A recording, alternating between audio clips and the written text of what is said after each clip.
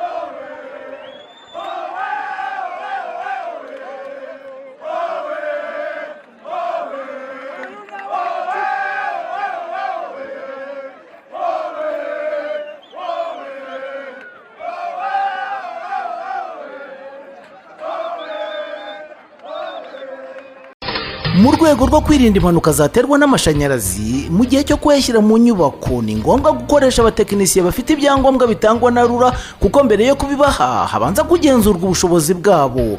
Urutonde rw'abatekinisiye mu by'amashanyarazi bemewe na RURA murarusanga ku rubuga rwayo ari rwo wa3.rura.rw ndetse no ku mashami yose ya EUCL. Hagamijwe kandi kurwanya izo mpanuka zikururwa n'amashanyarazi, buri nyubako y'ubucuruzi nk'amasoko, amabanki ndetse n'ahandi hahurirwa n'abantu benshi nk'insengero, amavuriro n'amashuri, ba nyirizo nyubako barashishikarizwa kuzigenzura rimwe mu myaka 3 kugira ngo hasuzumwe niba amashanyarazi azirimo cyujuje ubuziranenge. Naho mu nzu zituwemo bigakorwa rimwe mu myaka 5. Ubu butumwa mubugejejweho n'urwego rw'igihugu rushinzwe kugenzura imikorere y'inzego zimwe z'imirimo ifitiye igihugu akamaro, RURA. Rekate kumbona utemba itoto ibanganire ngo nanjye mbwira biwanye. Nibisanzwe nuko umuntu aba yamenye ibanga ryo kurya neza hakiri kare. Ubuse mama ko nge ntabona amafaranga yo kugura izo nyama za buri munsi. Yewe niba ugitekereza ko ukeneye inyama za buri munsi uribeshya rwose. Ubibanga namenye ni umuceri imbere ya mbere muri Tanzania wa Bemama na Baba Rice. Naba natekesheje amavuta ya Mount Mero Soyiko bikaba karusho. Kandi buriya agafarini kazania nako ni ingenzi wanjye. Uwo muceri utumye utemba itoto gutyo cyane rwose. Ariko naho urashoboye ubusujya muri Tanzania kugura umuceri. Ashwida Arroy Supply Company barahari ku gacu twese. Ubwo nabasanga he? Bakorera mu isoko rya Nyarugenge munsi ya Ragarete cyangwa se ku mashami yaba ari ku isoko rishya rya Nyarugenge mu muryango wa B5 akarongo 14.